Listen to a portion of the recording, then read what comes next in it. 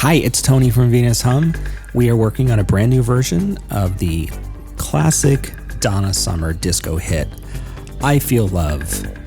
This song was a hit for us too when we did a version of it with Blue Man Group about 20 years ago. So we're making a brand new version. I'm going to show you how I built the that classic Giorgio Moroder 16th note bass line. So I'm building this sound on the Behringer Pro-1. You could use any analog synth as long as it has two oscillators, it should work. Although I will say I've tried this on many other synths and nothing sounds quite like the Pro-1. But to build it, we're going to start with an oscillator number 1.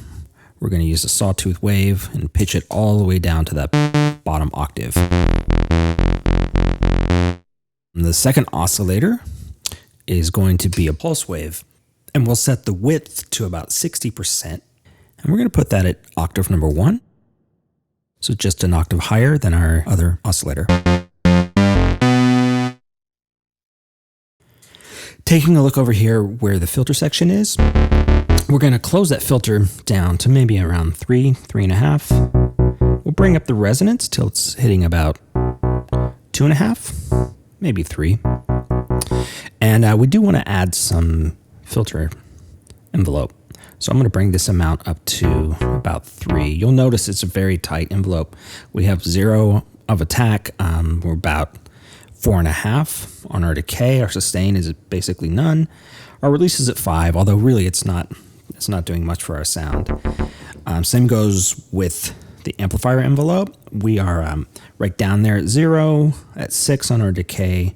Our sustain is at 3, and our release is at 4.5. And so all that's left to do now is to program the MIDI part. I'm going to do that inside of Ableton Live.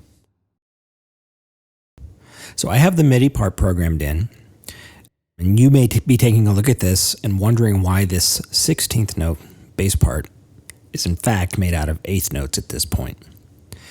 Well, hopefully that'll make sense why in just a second. You'll notice I have 2 audio tracks set up. One's called Pro-1 Left and one's called Pro-1 Right. I'm just going to put the one that's called Pro-1 Left into record, and I'm going to record this MIDI part to audio. And as I'm recording it, I'll be adjusting some of the parameters on the synth as I go. So maybe the filter is more closed in the verses and then opens up during the choruses. Okay, so here we go.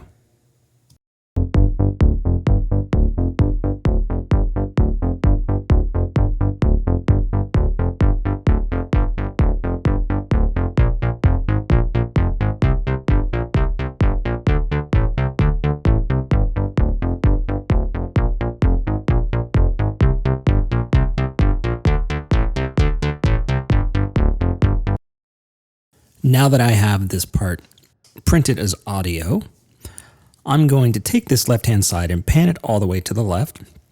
And then I'm going to copy and paste this part and move it down to the Pro-1 right track.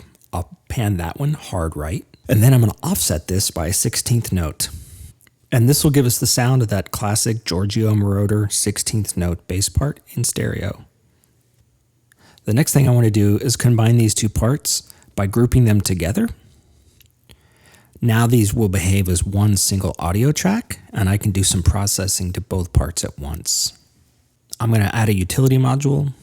This will allow me to change the stereo width so that in the verses, for example, the sound might be very mono, and then as it moves into the chorus, I can make it much wider just by adjusting that width knob, and I'll automate that.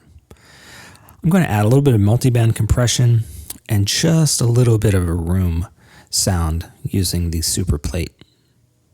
So this is the result.